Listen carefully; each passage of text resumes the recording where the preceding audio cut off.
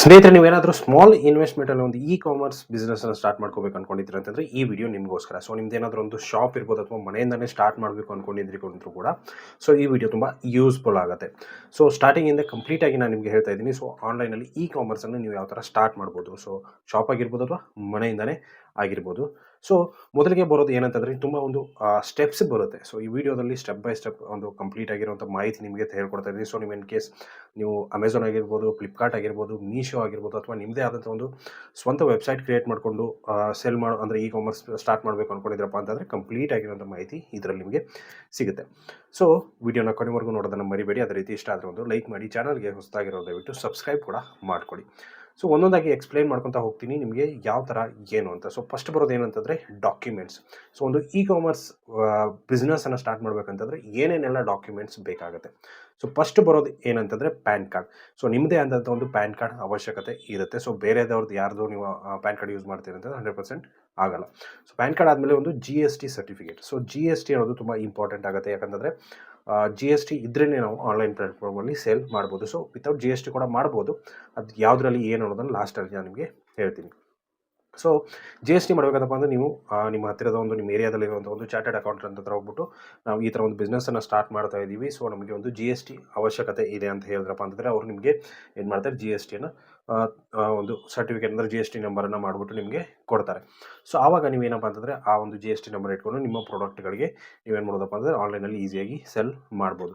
But ಇನ್ನೊಂದು ಏನಂತಂದರೆ GSTನ ನಾವು ಕ್ವಾರ್ಟರ್ಲಿ ಪೇಮೆಂಟ್ ಮಾಡಬೇಕಾಗುತ್ತೆ. ಸೊ ನಮ್ಮ ಒಂದು ಏನು ಒಂದು ಸೇಲ್ ಆಗಿರುತ್ತೆ ನೋಡಿ, ಆ ಸೇಲ್ ಪ್ರಕಾರ ನಾವು ಪೇಮೆಂಟ್ ಮಾಡಬೇಕಾಗುತ್ತೆ. ಸೊ ಇನ್ ಕೇಸ್ ಸೇಲ್ ಆಗಿಲ್ಲ ಅಂತಂದರೆ ಯಾವುದೇ ರೀತಿಯ ಅವಶ್ಯಕತೆ ಇಲ್ಲ, ನಿಲ್ ಅಂತ ತೋರಿಸ್ಬಿಟ್ಟು ನಾವು ರಿಟರ್ನ್ಸನ್ನು ಹಾಕೋಬೋದು. ಸೊ ಇನ್ ಕೇಸ್ ಸೇಲ್ ಆಗಿತ್ತಪ್ಪ, ಇನ್ವಾಯ್ಸ್ ಆಗಿತ್ತಪ್ಪ ಅಂತಂದರೆ ನೀವು 100% ಆಗಿ ತೋರಿಸ್ಬೇಕಾಗತ್ತೆ. ಸೊ ಇದನ್ನೆಲ್ಲ ನೀವು ಮಾಡ್ತಾ ನೀವು ಏನಂತಂದರೆ ಆ ಒಂದು ಚಾರ್ಟೆಡ್ ಅಕೌಂಟೆಂಟ್ ಏನಿರ್ತಾರೆ ನೋಡಿ, ಅವ್ರಿಗೆ ನೀವು ಹೇಳಿದ್ರೆ ಸಾಕು, ಅವರು ಒಂದು ಫೀಸನ್ನು ತೊಗೊಳ್ತಾರೆ, ಅವ್ರು ನಿಮಗೆ ಮಾಡಿಕೊಡ್ತಾರೆ.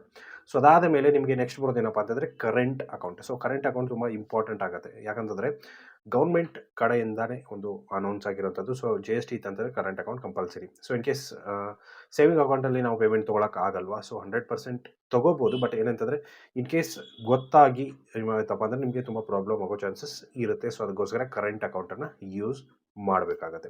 ಸೊ ನೆಕ್ಸ್ಟ್ ಬರೋದು ಏನಂತಂದರೆ trade mark. So trade mark ಅನ್ನೋದು ಇವಾಗಿಂದ ಅಲ್ಲ ಅದು. ಸೊ ನೀವು ಆಮೇಲೆ ತುಂಬ ನಿಮ್ಮ ಒಂದು ಪ್ರಾಡಕ್ಟ್ಗಳಿಗೆ ಒಳ್ಳೆ ಸೇಲ್ಸ್ ಬರೋದಕ್ಕೆ ಶುರು ಆಯ್ತು ಅಂತಂದರೆ ನೀವು ಆಮೇಲೆ ಅದನ್ನು ಟ್ರೇಡ್ ಮಾರ್ಕನ್ನು ಮಾಡ್ಕೋಬೋದು. ಇಲ್ಲ ಅಂತಂದರೆ ಅವಶ್ಯಕತೆ ಇರಲ್ಲ.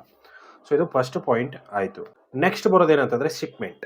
ಸೊ ಶಿಪ್ಮೆಂಟ್ ಕೂಡ ತುಂಬ ಇಂಪಾರ್ಟೆಂಟ್ ಆಗುತ್ತೆ. ಅದನ್ನು ತಿಳ್ಕೊಳ್ಳೋದು ಕೂಡ ತುಂಬ ಇಂಪಾರ್ಟೆಂಟ್ ಆಗುತ್ತೆ. ಯಾಕಂತಂದರೆ ಅಮೆಝಾನ್, ಫ್ಲಿಪ್ಕಾರ್ಟ್, ಮೀಶೋ ಸೊ ಈ ಮೂರರಲ್ಲಿ ನೀವು ಸೇಲ್ ಮಾಡ್ತೀರಿ ಅಂತಂದರೆ ಅವ್ರದ್ದೇ ಆದಂಥ ಒಂದು ಶಿಪ್ಮೆಂಟ್ಸ್ಗಳು ಇರುತ್ತೆ. ಅಂತಂದರೆ ಅವರೇ ಒಂದು ಇದು ಮಾಡಿಕೊಂಡು ಅವರೇ ಒಂದು ಡೆಲಿವರಿ ಬಾಯ್ಸ್ಗಳನ್ನು ಇದು ಮಾಡಿಕೊಂಡು ಇದು ಮಾಡ್ತಾರೆ. ಜಸ್ಟ್ ಸಿಂಪಲಾಗಿ ನೀವು ಪ್ಯಾಕ್ ಮಾಡಿ ಪ್ರಾಡಕ್ಟನ್ನು ಹಾಕ್ಬೋದು ಅಷ್ಟೇ. ಇಲ್ಲಾಂದರೆ ಅಮೆಝಾನಲ್ಲಿ ಇನ್ನೊಂದು ಆಪ್ಷನ್ ಇದೆ ಏನಂತಂದರೆ ಸೆಲ್ಫ್ ಶಿಪ್ ಅಂತ.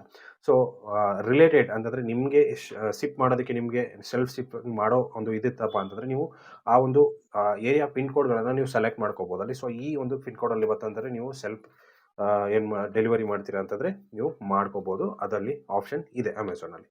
ಸೊ ಫ್ಲಿಪ್ಕಾರ್ಟಲ್ಲಿ, ಮೀಶೋ ಅಲ್ಲಿ ಏನಂತಂದರೆ ಅವ್ರದ್ದೇ ಆದಂಥ ಒಂದು ಏನಂತಂದರೆ ಡೆಲಿವರಿ ಟೀಮ್ ಇರುತ್ತೆ. ಸೊ ಅವ್ರು ಬಂದುಬಿಟ್ಟು ಪ್ರಾಡಕ್ಟನ್ನು ಕಲೆಕ್ಟ್ ಮಾಡಿಕೊಂಡು ಅದನ್ನು ಡೆಲಿವರಿ ಮಾಡ್ತಾರೆ. ಸಮ್ ಚಾರ್ಜಸನ್ನು ತೊಗೊಳ್ತಾರೆ. ಸೊ ಇದನ್ನು ನೀವೇನು ಮಾಡಬೇಕಪ್ಪ ಅಂತಂದರೆ ಕಂಪ್ಲೀಟಾಗಿ ಅರ್ಥ ಮಾಡ್ಕೋಬೇಕಾಗುತ್ತೆ. ಸೊ ಇದು ಅಮೆಝಾನ್, ಫ್ಲಿಪ್ಕಾರ್ಟ್ ಮತ್ತು ಮೀಶೋದಲ್ಲಿ ಓಕೆ. ಸೆಲ್ಫ್ ಅಂದರೆ ನಮ್ಮದೇ ಆದಂಥ ಒಂದು ವೆಬ್ಸೈಟ್ ಇತ್ತಂದರೆ ಆವಾಗ ಯಾವ ಥರ. ಸೊ ಆವಾಗ ಸಪ್ರೇಟಾಗಿ ನಾವು ಮಾಡಬೇಕಾಗತ್ತೆ. ಏನಂತಂದರೆ ಸಪ್ರೇಟಾಗಿ ನಮ್ಮದೊಂದು ಡೆಲಿವರಿ ಪಾರ್ಟ್ನರ್ಸನ್ನು ನಾವು ಯೂಸ್ ಮಾಡ್ಕೋಬೇಕಾಗತ್ತೆ. ಅಂತಂದರೆ ಚಾನಲ್ಸ್ ಬರುತ್ತೆ, ಕೆಲವೊಂದು ಚಾನಲ್ಸ್ ಬರುತ್ತೆ. ಆ ಚಾನಲ್ಸ್ಗಳನ್ನ ನಾವು ಇದು ಮಾಡಬೇಕಾಗತ್ತೆ. ಫಾರ್ ಎಕ್ಸಾಂಪಲ್ ಶಿಪ್ ರಾಕೆಟ್ ಅಂತ ಬರುತ್ತೆ. ಸೊ ಶಿಪ್ ರಾಕೆಟನ್ನು ಯೂಸ್ ಮಾಡಿದ್ರಿ ಅಂತಂದರೆ ನೀವು ನಿಮ್ಮ ಒಂದು ಸ್ಟೋರ್ ಏನು ಬರುತ್ತೆ, ಕಾಮರ್ಸ್ ಸ್ಟೋರ್ ಏನು ಬರುತ್ತೆ, ಅದನ್ನು ನೀವು ಡೈರೆಕ್ಟಾಗಿ ಏನು ಮಾಡ್ಬೋದು ಅಂತಂದರೆ ಶಿಪ್ ರಾಕೆಟ್ಗೆ ಲಿಂಕ್ ಮಾಡ್ಬೋದು. ಸೊ ಲಿಂಕ್ ಮಾಡಿದ್ರಿ ಅಂತಂದರೆ ಅದರಿಂದ ನೀವು ಡೈರೆಕ್ಟಾಗಿ ನಿಮಗೆ ಕಾಮರ್ಸಲ್ಲಿ ಏನು ಆರ್ಡರ್ ಬರುತ್ತೆ ಅದೇ ಆರ್ಡರ್ ಡೈರೆಕ್ಟಾಗಿ ಶಿಪ್ ರಾಕೆಟ್ಗೆ ಹೋಗುತ್ತೆ. ಸೊ ಅಲ್ಲಿ ನೀವೇನಪ್ಪ ಅಂತಂದರೆ ನಿಮ್ಮ ಒಂದು ಡೆಲಿವರಿ ಚಾರ್ಜಸನ್ನು ಸೆಲೆಕ್ಟ್ ಮಾಡಿಕೊಂಡು ನೀವೇನಂದ್ರೆ ಶಿಪ್ ಮಾಡ್ಬೋದು ಈಸಿಯಾಗಿ. ಸೊ ಇದೆಲ್ಲ ಆಯಿತು. ನೆಕ್ಸ್ಟ್ ಪೇಮೆಂಟ್ ಯಾವ ಥರ. ಸೊ ಪೇಮೆಂಟ್ ಏನಂತಂದರೆ ನಿಮಗೆ ಇವಾಗ ಶಿಪ್ ರಾಕೆಟ್ ತೊಗೊಳ್ಳಿ, ಕ್ಯಾಶ್ ಆನ್ ಡೆಲಿವರಿ ಇತ್ತಂತಂದರೆ ಪೇಮೆಂಟ್ ಅವ್ರು ಏನು ಮಾಡ್ತಾರಪ್ಪ ಅಂತಂದರೆ ಅವರೇ ತೊಗೊಳ್ತಾರೆ. ಶಿಪ್ ರಾಕೆಟ್ ಅವರು ಫಸ್ಟು ಪೇಮೆಂಟನ್ನು ತೊಗೊಳ್ತಾರೆ.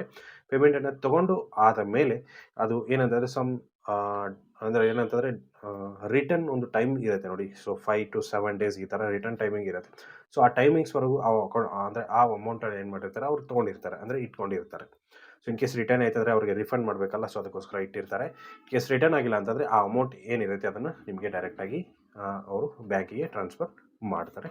ಸೊ ಈ ಥರ ಬರುತ್ತೆ. Next commission.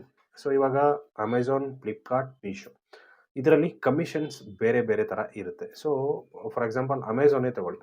ಸೊ ಅಮೆಝಾನಲ್ಲಿ ಕಮಿಷನ್ಸ್ ಇದೆ. ಸೊ ಬೇರೆ ಬೇರೆ ಒಂದು ಕ್ಯಾಟಗರಿ ಪ್ರಾಡಕ್ಟ್ಸ್ಗೆ ಬೇರೆ ಬೇರೆ ಒಂದು ಕಮಿಷನ್ಸ್ ಬರುತ್ತೆ. ಫ್ಲಿಪ್ಕಾರ್ಟಲ್ಲಿ ಕೂಡ ಅದೇ ಥರ ಬರುತ್ತೆ. ಮೀಶೋದಲ್ಲಿ ಕೂಡ ಕಮಿಷನ್ ಅಂತ ಅವ್ರೇನು ತೋರಿಸಲ್ಲ. ಬಟ್ ಏನಂತಂದರೆ ನಾವು ಮೀಶೋದಕ್ಕೆ ಸೆಲ್ ಮಾಡೋ ಥರ ಅಲ್ಲಿ ಇರುತ್ತೆ. ಸೊ ಅಂದರೆ ಮೀಶೋದವ್ರು ತೊಗೊಳ್ತಾರೆ ನಮ್ಮ ಪ್ರಾಡಕ್ಟನ್ನು, ಅವ್ರದ್ದೇ ಆದಂಥ ಚಾರ್ಜಸನ್ನು ಹಾಕ್ಬಿಟ್ಟು ಅವರು ಸೆಲ್ ಮಾಡ್ತಾರೆ. ಈ ಥರ ಒಂದು ಆಪ್ಷನ್ಸ್ ಅಲ್ಲಿ ಇರುತ್ತೆ ನಾನು ನೋಡಿರೋ ಪ್ರಕಾರ. ಸೊ ಇನ್ನು ನೆಕ್ಸ್ಟು ಸ್ವಂತ ವೆಬ್ಸೈಟ್. ಸೊ ಸ್ವಂತ ವೆಬ್ಸೈಟ್ ಇತ್ತಂದರೆ ಕಮಿಷನಲ್ಲಿ ನೀವು ಏನು ತೆಗಿಬೇಕಾಗತ್ತಪ್ಪ ಅಂತಂದರೆ ಡೆಲಿವರಿ ಚಾರ್ಜಸನ್ನು ತೆಗಿಬೇಕಾಗತ್ತೆ. ಸೊ ಪ್ರಮೋಷನ್ ಮಾಡಿದಿರಪ್ಪ ಅಂದರೆ ಪ್ರಮೋಷನ್ ಚಾರ್ಜಸನ್ನು ಹಾಕಬೇಕಾಗತ್ತೆ. ಸೊ ಇನ್ ಕೇಸ್ ರಿಟರ್ನ್ ಆಯ್ತಪ್ಪ ಅಂತಂದರೆ ಆ ಚಾರ್ಜಸನ್ನು ಇನ್ಕ್ಲೂಡ್ ಮಾಡ್ಕೋಬೇಕಾಗತ್ತೆ. ಸೊ ಅದನ್ನೆಲ್ಲ ಇನ್ಕ್ಲೂಡ್ ಮಾಡಿಕೊಂಡು ನಿಮ್ಮ ಪ್ರಾಡಕ್ಟ್ ಏನಿರುತ್ತೆ ಅದನ್ನು ನೀವು ಪ್ರೈಸನ್ನು ನೀವು ಸೆಟ್ ಮಾಡಬೇಕಾಗತ್ತೆ. ಸೊ ಇಷ್ಟೆಲ್ಲ ನೀವು ಕಂಪ್ಲೀಟಾಗಿ ನೀವು ಅಂತಂದರೆ ಮೈಂಡನ್ನು ಪ್ರಿಪೇರ್ ಮಾಡಿಕೊಂಡು ವರ್ಕೌಟ್ ಮಾಡಿಕೊಂಡು ಒಂದು ಇ ಕಾಮರ್ಸ್ಗೆ ನೀವು ಹಾಕಬೇಕಾಗತ್ತೆ. ಸೊ ವಿತೌಟ್ GST ಇ ಕಾಮರ್ಸನ್ನು ನಾವು ಮಾಡ್ಬೋದಾ? ಸೊ 100% ಆಗಿ ಮಾಡ್ಬೋದು, ಕೆಲವೊಂದು ಕ್ಯಾಟಗರೀಸ್ ಮೇಲೆ ಮಾತ್ರ. ಸೊ ಮೀಶೋದಲ್ಲಿ ನೀವು ಮಾಡ್ಬೋದು ಕೆಲವೊಂದು ಕ್ಯಾಟಗರೀಸಲ್ಲಿ. ಸೊ ಇನ್ ಕೇಸ್ ಆ ವಿಡಿಯೋ ನನ್ನ ಒಂದು ಚಾನಲಲ್ಲಿ ಇದೆ, ಬೇಕಂದರೆ ಹೋಗ್ಬಿಟ್ಟು ನೋಡಿ ಯಾವ್ಯಾವ ಕ್ಯಾಟಗರಿಯಲ್ಲಿ ನಾವು ವಿತೌಟ್ GST ಸೆಲ್ ಮಾಡ್ಬೋದು ಅಂತ. ಸೊ ಇದು ಸಿಂಪಲ್ ಆಗಿರುವಂಥ ಒಂದು ವಿಡಿಯೋ ಅಂತಲೇ ಹೇಳ್ಬೋದು. ಸೊ ವಿಡಿಯೋ ಇಷ್ಟ ಆಗಿದೆ ಅಂದ್ಕೊಂಡಿದ್ದೀನಿ. ಇಷ್ಟ ಆಗಿದ್ರೆ ಲೈಕ್ ಮಾಡಿ, ಶೇರ್ ಮಾಡಿ, ಸಬ್ಸ್ಕ್ರೈಬ್ ಮಾಡೋದನ್ನು ಮರಿಬೇಡಿ. Thank you so much.